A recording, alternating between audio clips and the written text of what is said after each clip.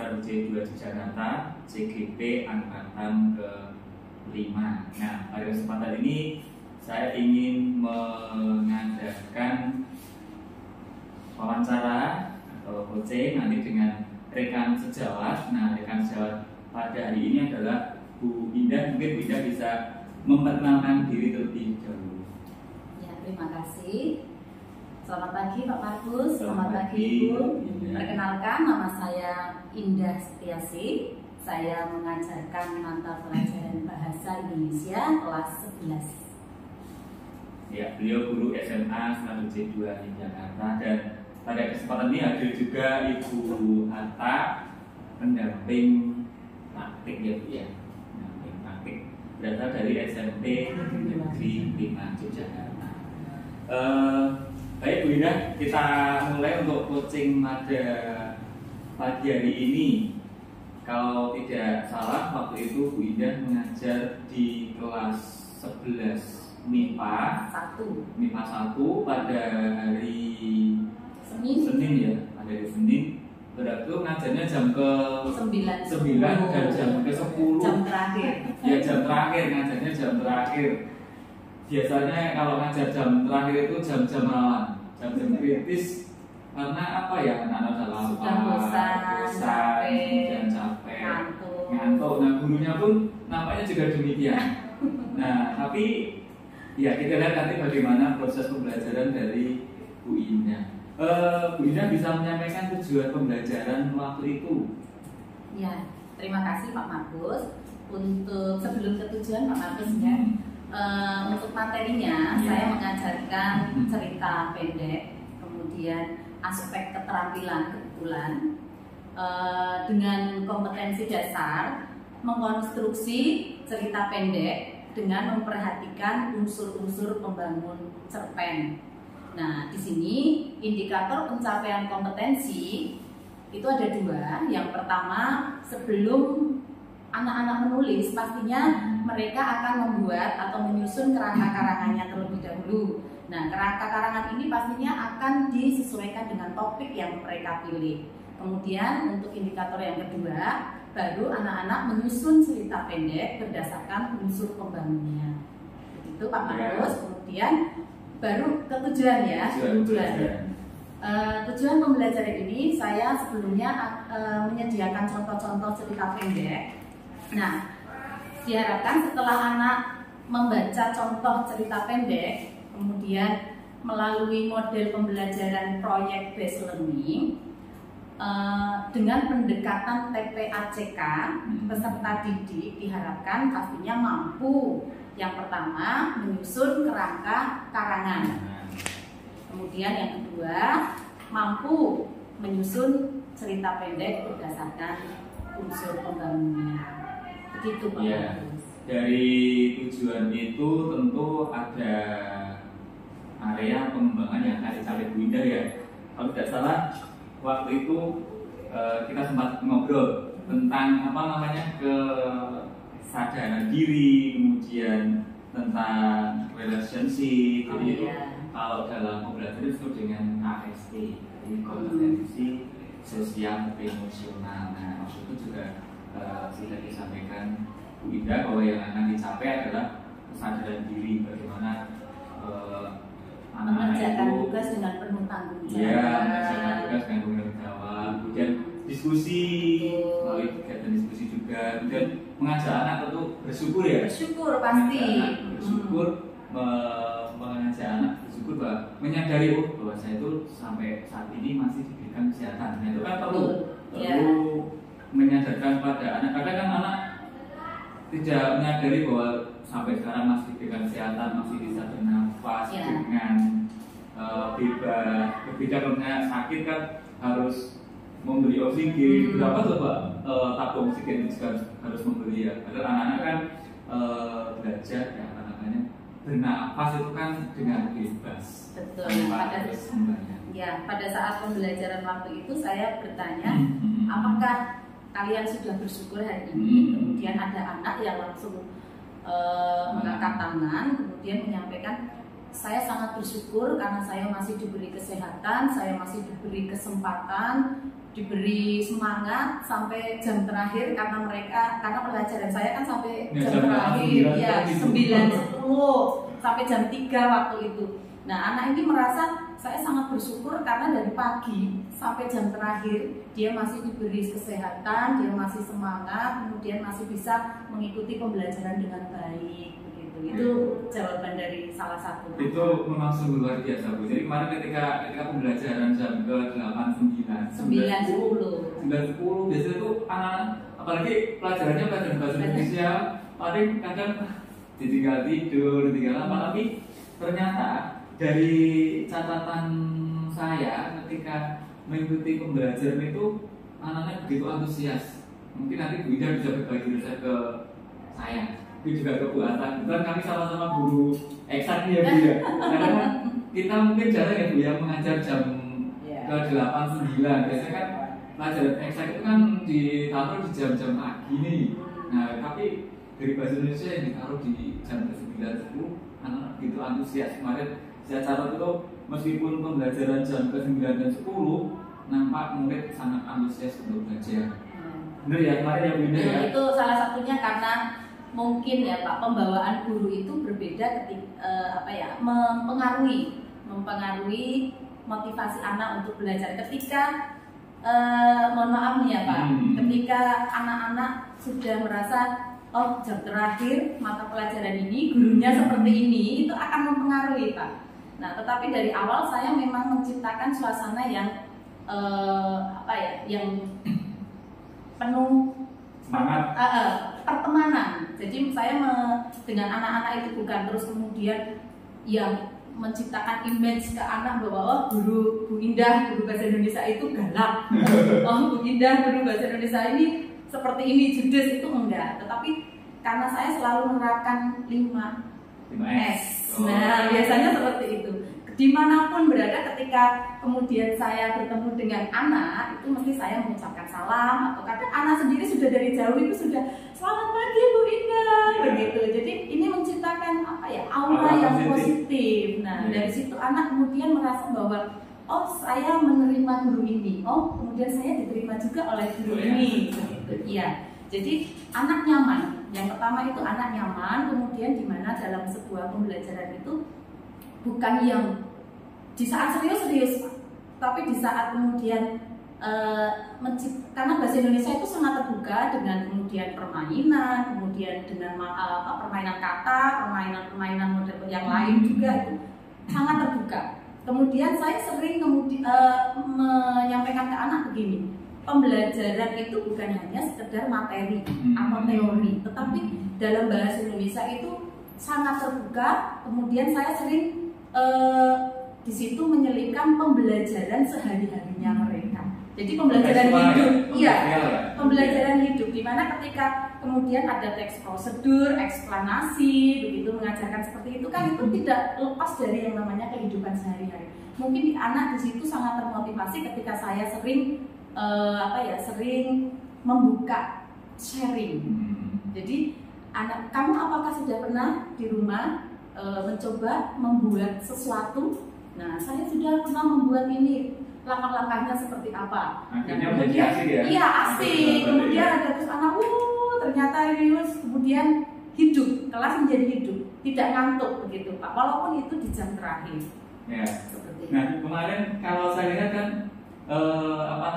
termasuk nyanyikan lagu Garuda Pancasila. Kita ada maksud tertentu dari ya, pasti. memasukkan lagu itu. Apakah mungkin ingin menanamkan rasa nasionalisme pastinya ya.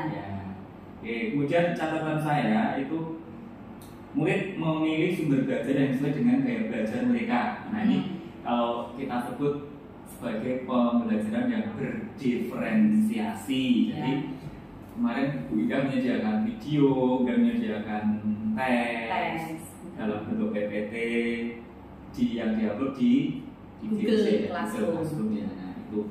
Kemudian catatan berikutnya adalah sebelum pembelajaran semua murid itu terlihat atau terlibat aktif. Nah, saya kemarin lihat sendiri dibuktikan dengan selalu menjawab pertanyaan-pertanyaan yang diajukan oleh Bu Indah. Nah, mungkin ini tadi karena trik dari Bu Indah tadi menyampaikan pembelajaran yang kontekstual. Yeah. Jadi istilahnya tidak konkret, tidak abstrak. Nah, tidak abstrak. Jadi tidak abstrak ketika misalnya kita kita belajar tentang atom gitu ya. Itu kan sangat abstrak ya Bu ya. Lebih sehari-hari apa ya? Mungkin kita harus berinovasi lah supaya atom itu ada loh di dekat kita. Nah, seperti itu. Kalau bahasa Indonesia mungkin ada dengan pembelajaran kontekstual yang harus kita berikan. Seperti itu. Kemudian nampaknya tadi Bu Ida juga sudah menyebutkan adanya ice breaking ya. Ice breaking tadi dengan kata. Permainan kata. Nah, itu tentu juga sangat mendukung dalam proses pembelajaran. Jadi kan anak itu kan jenuh gitu. Kita masuk misalnya selamat siang anak-anak sudah mengerjakan PR hari ini. Tentang lebih menarik jika dengan tadi yang disampaikan Bu Ida tadi dengan menggunakan ice breaking dulu, kemudian dengan menggunakan permainan kata. Kata pantun juga. Pantun kita buat pantun Ibu. Nah itu pasti akan bisa mencairkan suasana pembelajaran seperti itu. Baru kita mau masuk ke pembelajaran.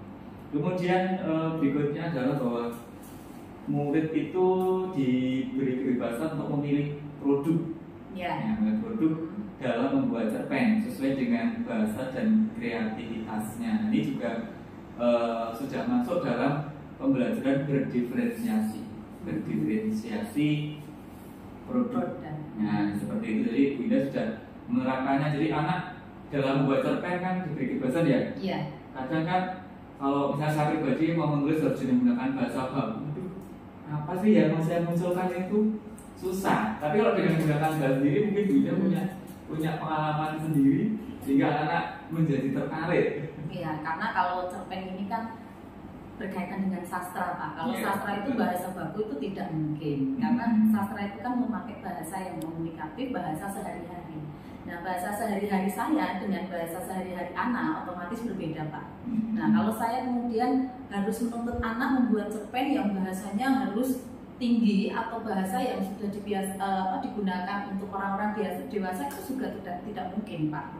Jadi saya memberikan tugas kepada mereka untuk menyusun atau menulis cerpen itu ya disesuaikan dengan topik yang mereka pilih. Misalnya entah itu tentang percintaan, entah itu tentang apa, itu saya bebaskan. Kemudian setelah topik didapat, anak kemudian menulis cerita pendek ya dengan bahasa mereka sendiri. Begitu.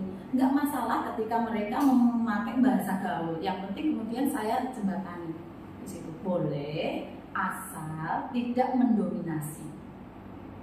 Gitu. Kalau semuanya pakai bahasa gaul juga kan tidak mungkin Pak. Ya, karena ada gaya bahasa ya dalam unsur intrinsik cerpen itu ada gaya bahasa, di mana gaya bahasa itu juga fungsinya untuk memperindah sebuah cerita begitu. Jadi terkait dengan bahasa Bu, kebetulan kan di sekolah kita itu kan anaknya berasal dari berbagai macam daerah Bu. Tapi sering menyebutnya sebagai Indonesia Mini. Karena murid kami itu kan dari Papua, Kalimantan, Sulawesi, Sumatera, dari Sabang sampai Merauke ada.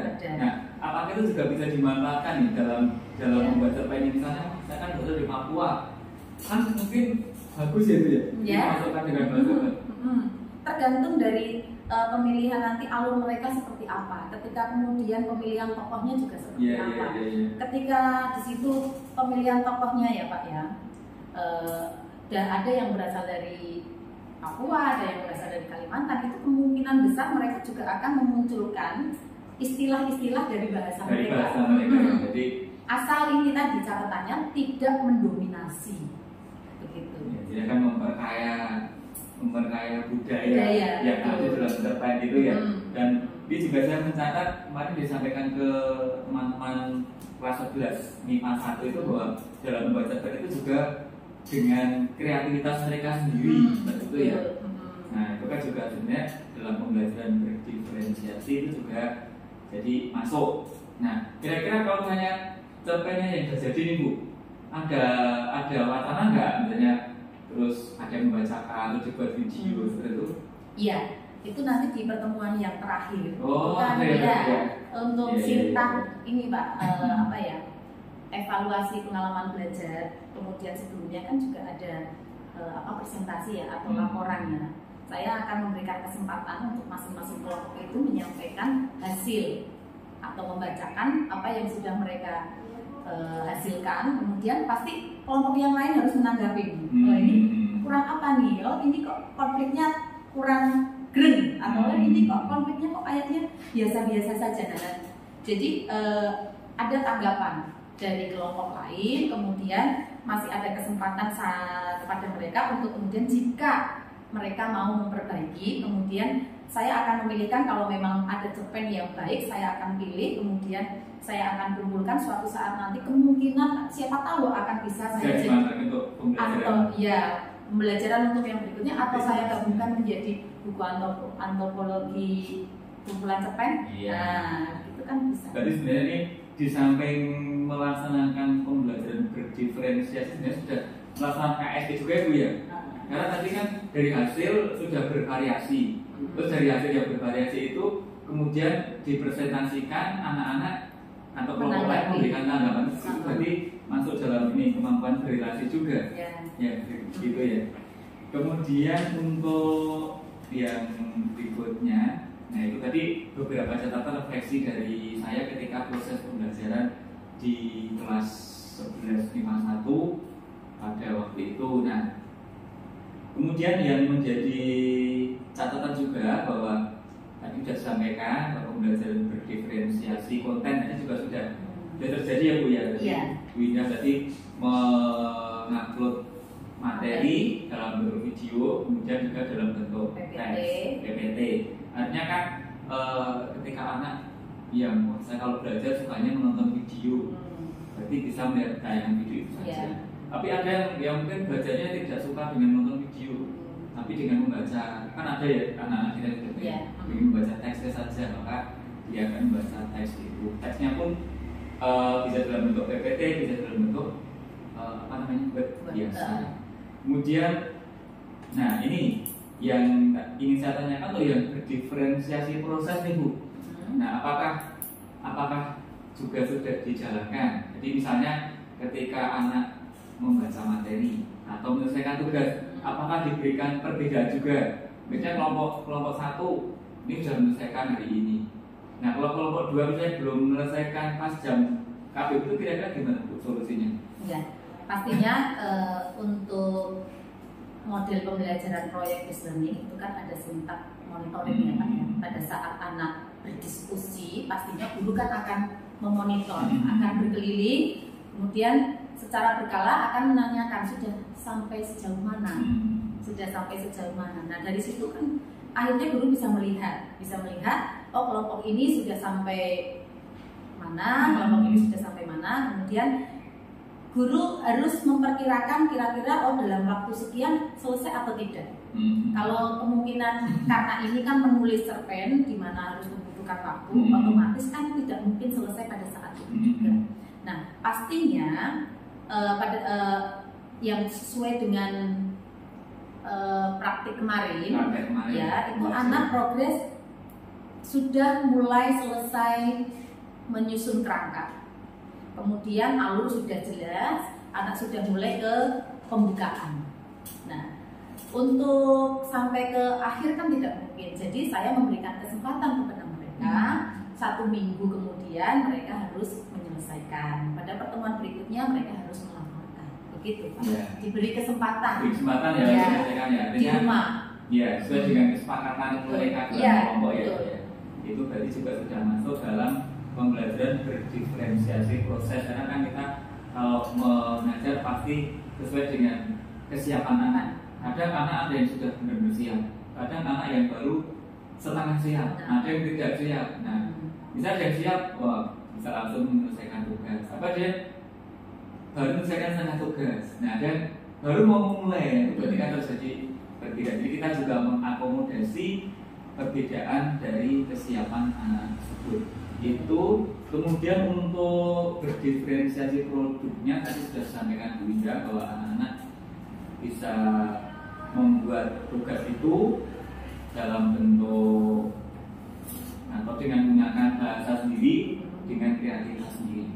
Itu kemudian berikutnya bahwa yang saya catat juga, murid dengan senang belajar sesuai dengan gaya belajarnya. Nah, karena seperti yang saya sampaikan tadi, ada anak yang tipenya visual, menonton. Nah, ketika menonton saya bisa memahami. Tapi kadang anak yang bisa belajar ketika mendengarkan suara dari temannya, atau suara dari gurunya. Jadi misalnya temannya membaca, kemudian saya mendengar, baru masuk. Nah, misalnya ketika seperti kita aja, Bunda besok materinya apa ya, dibaca ketika misalnya kita mau apa ya dulu ya, mau pretest ya, pretest feedback itu ya, materinya apa ya, dibaca ya. Jadi kan ketika mendengar suara itu, jadi terngiang-ngiang ketika mengerjakan apa soalnya. Anak juga pasti demikian, dan itu kita fasilitasi dengan berbagai sumber belajar. Kemudian berikutnya itu adalah pencapaian KSE, jadi kompetensi sosial emosi dari anak. Nah, tadi yang disampaikan Bu Ida bahwa murid mau berdoa dan bersyukur, nah, atas kesehatan yang diberikan. Jadi dari jam pertama sampai jam ke-8 masih diberikan kesehatan. Mereka mau mengakui bahwa itu apa namanya sehat, masih sehat, sehingga bisa mengikuti pembelajaran jam ke-10 sampai jam 9 dan jam ke-10. Kemudian KSE berikutnya murid mau berdialog dan berdiskusi. Nah, tentu kemarin kan ada kerja kelompok ya. Betul. Ada kerja kelompok, kemudian pasti guru memberikan tugasan anak untuk berdiskusi. Nah, dalam proses diskusi kan pasti anak saling apa namanya bertukar pikiran ya, berrelasi antara yang satu dengan yang lain. Itu kan berarti sudah terjadi relasi antara yang satu dengan yang lain. Kemudian saling menghargai yang satu dengan yang lain, gitu ya Bu ya? Iya, karena memilih topik itu pasti anak memiliki ide sendiri-sendiri, gagasan sendiri-sendiri. Nah, untuk menyamakan sehingga nanti topik yang akan diambil itu apa, itu juga perlu komunikasi, kemudian kesadaran diri. Oh iya, saya menerima ini, kemudian memutuskan. Oh iya, topik yang akan diangkat apa. Nah, itu pasti dalam bentukan topik itu kan pasti ada diskusi dari teman-teman kelompok itu sebenarnya sudah masuk ini ya buat saya KSE tentang pengambilan keputusan yang bertanggung jawab. Ya kan, pasti kan dari kelompok itu kan ada diskusi. Tadi sampaikan Bu Ida ada si A topik ini, si D topik ini, si C topik ini, si D topik ini. Berarti dari misalnya ABCD 4 topik, mana yang mau dipakai? Kan nggak mungkin dipakai semua ya. Kecuali waktunya Bu Ida dalam mengajar mungkin lama. Betul. Mungkin lama enggak? Kan harus diputuskan nih satu topik. Nah, topik mana yang mau dipakai? Nah, itu kan berarti terjadi keputusan yang bertanggung jawab dari masing-masing individu. Kalau keputusan yang diambil adalah A, ya berarti si B, C, D namanya mendukung. Artinya kan ya bertanggung jawab dengan pilihan. Kemudian dalam artian ya sudah kita membuat sesuai dengan topik yang diusulkan oleh yang disepakati oleh kelompok. Nah, itu sudah masuk juga di dalam KSE. Nah, kemudian berikutnya adalah untuk yang rencana tindak lanjut, mungkin nanti Bu Ida juga bisa menyampaikan rencana tindak lanjutnya. Nah, selain yang dari catatan saya, itu ada 2. Untuk yang pertama itu bahwa akan lebih menggunakan media yang digunakan dalam pembelajaran ya, sesuai dengan gaya belajar siswa. Nah, itu kan pastinya ke depan tidak hanya pas cerpen ya, pasti di pembelajaran berikutnya kita akan mengakomodasi atau memfasilitasi kebutuhan belajar murid sesuai dengan gaya belajarnya. Ada dengan video, kalau di saya mungkin ada dengan praktikum, itu kan juga masuk di situ. Kemudian semakin banyak memberikan peluang siswa dalam mengerjakan tugas-tugas sesuai dengan bakat dan minatnya. Kalau tadi disampaikan oleh Bu Ida itu bisa dengan menggunakan bahasa dan kreativitasnya masing-masing. Nah, kalau di tempat saya kemarin ketika pembelajaran itu yang produknya bisa berupa video, bisa berupa musikalisasi puisi. Mungkin Bu Ina juga pernah menonton bahwa anak-anak MIPA anak MIPA kok pada main musik itu kenapa? Nah, ternyata mereka membuat musikalisasi puisi, dan ada juga yang membuat dengan bentuk poster. Nah, seperti itu. Kemudian catatan dari saya kemarin mungkin ini ya, ketika penutup materi pembelajaran berikutnya sebenarnya ya, sudah ya, sudah tersampaikan, kurang spesifik ya, hanya kurang spesifik saja. Saya kurang menegaskan bahwa pembelajaran berikutnya masih melanjutkan materi cerita pendek. Nah ini belum, hanya kemudian saya hanya menyampaikan bahwa pertemuan karena belum selesai, anak saya beri kesempatan untuk menyelesaikan di rumah, kemudian pertemuan berikutnya dilaporkan ke depan.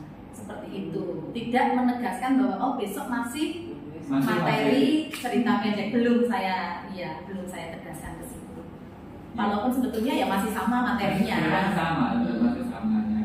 Hanya lebih spesifik. Iya, lebih spesifik dan lebih ditegaskan lagi, sepertinya belum. Kesimpulan tadi sudah ada Bu. Kesimpulan sudah ada dari evaluasi. Kesimpulannya bersama dengan anak hari ini yang tadi kalian belajar apa, memberikan jawaban, kemudian juga menanyakan juga pada anak atau kemarin perasaanmu hari ini bagaimana, yang didapatkan apa, yang kamu rasakan apa, yang kamu rasakan dalam belajar hari ini apa, itu juga terekam di dalam video. Nah kemudian mungkin Bu Ida bisa menyampaikan yang rencana pengembangan rencana tidak lanjutnya ya. Nah, mungkin itu juga bisa menyampaikan. Jadi ada aktivitas pengembangan, kemudian ada tujuan yang hendak dicapai, kemudian ada ukuran keberhasilan, kemudian ada pendukung, kemudian ada waktu. Nah waktunya apakah mungkin pada saat KBM atau mungkin kita mendampingi, kan kadang tidak hanya pas KBM ya Bu ya, kita tuh bisa dikatakan 24 jam. Betul. Pulang sekolah juga begitu. Pulang sekolah anak-anak masih bertanya. Bahkan di rumah pun kadang masih ada yang WA. Bu, materi hari ini apa materinya? Ada seperti itu ya. Pelayanan 24 jam. Ya, mungkin Bu Ida bisa menyampaikan. Ya, jadi yang seperti yang sudah kita bicarakan tadi Pak, dari awal sampai ini tadi, yang pertama yang pasti aktivitas pengembangan berkaitan dengan rasa syukur, di mana mengingatkan murid untuk selalu bersyukur dengan tujuan bahwa siswa menyadari bahwa harus selalu bersyukur terhadap apa yang Tuhan berikan dan apa yang sudah mereka rasakan. Kemudian untuk ukuran keberhasilan, menyampaikan rasa syukurnya itu yang pertama berdoa sebelum dan sesudah pelajaran, kemudian menyampaikan bahwa anak-anak sudah melewati KPM dari jam pertama sampai jam terakhir dengan sehat, kemudian juga dengan senang. Kemudian untuk pendukungnya, lingkungan belajar yang nyaman pastinya. Ya. Kemudian yang kedua, mengajak murid untuk berdiskusi, tujuannya ya agar anak bisa mampu berelasi dengan teman-temannya dengan baik. Gitu. Kemudian menghargai juga pendapat teman-temannya. Kemudian untuk aktivitas pengembangan yang lain, mengajak murid untuk memilih bahasa dan kreativitas mereka ketika pada saat menyusun cerita pendek.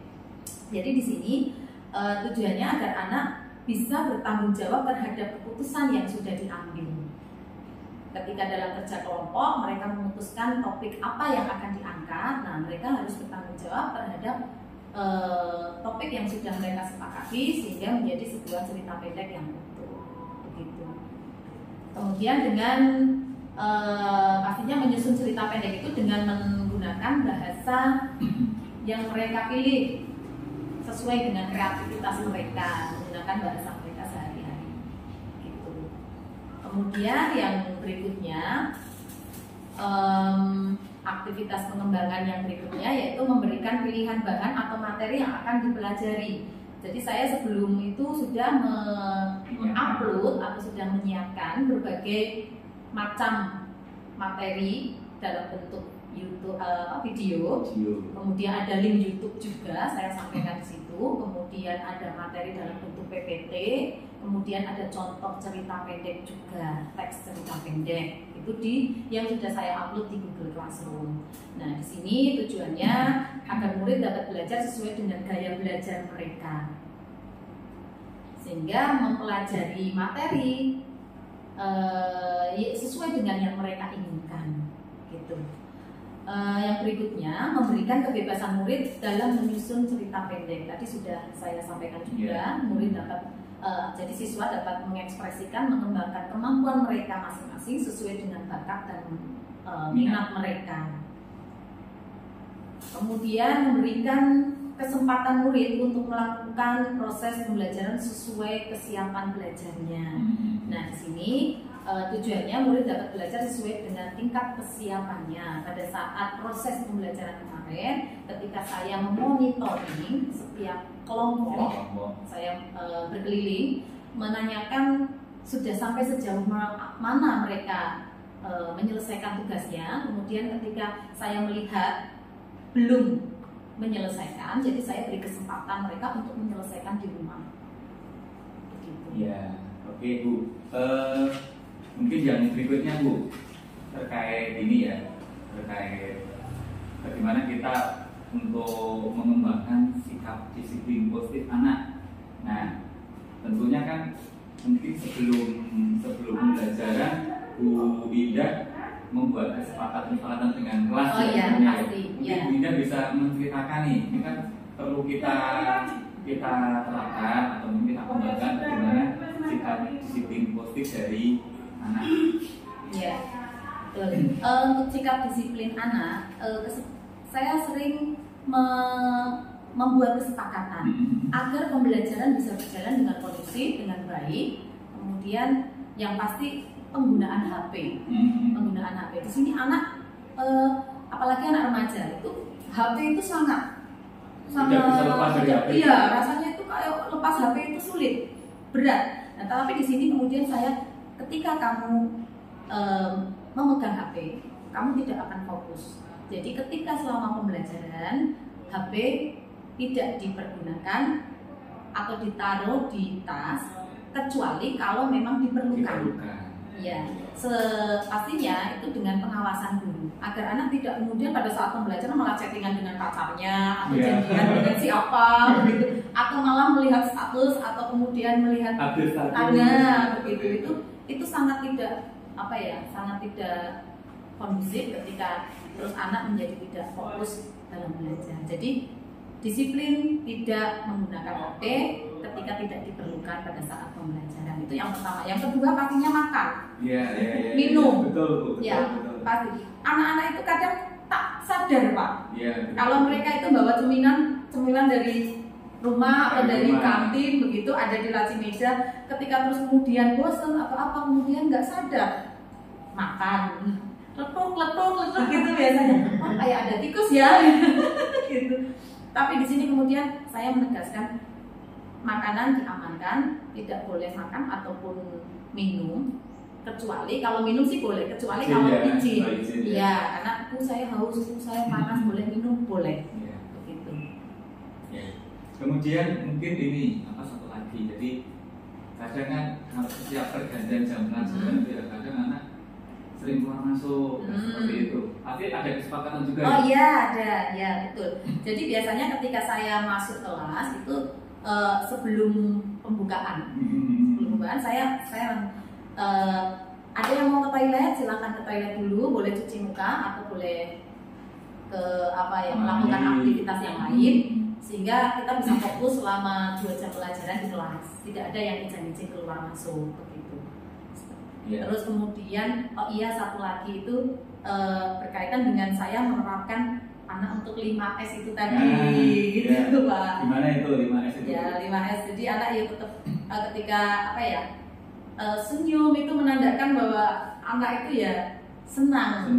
Ya, salam, sapa, senyum, santun, ya. Jadi saya lihat ketika ya sama seperti yang Pak Markus lihat kemarin selama saya pelajaran di kelas itu, anak tidak kemudian maksudnya nyeletok itu apa namanya?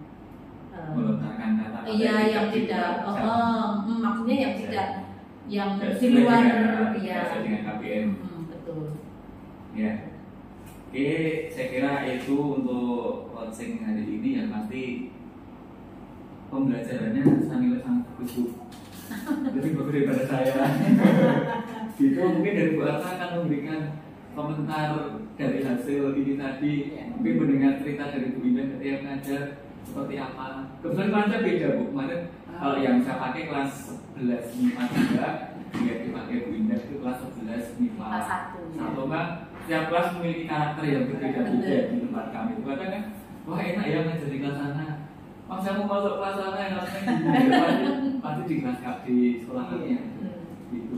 Iya, intinya saya bisa melihat proses kerjanya langsung dengan baik ya. Jadi Markus tidak mendominasi tapi mengambil ide pertanyaan-pertanyaannya. Jadi Bu Indah bisa mengungkapkan ide-ide atau keinginan-keinginan atau mungkin malah hambatan atau yang dirasakan ya. Itu berdasarkan dari tadi pertanyaan materi Pak Markus dan juga dari observasi di kelas. Monggo ke depan dilanjutkan dengan guru yang lain, Bunda bisa. Jadi gantian Bu besok. Bu Ida yang mengcoaching ke guru lain ya Bu ya. Coaching Pak Markus dulu. Gantian. Iya, intinya kalau observasi memang kita tidak boleh mengamati guru semata, tapi mahasiswanya. Saya bagaimana dengan melihat siswa maka gurunya harus refleksi. Siswaku apa yang terjadi?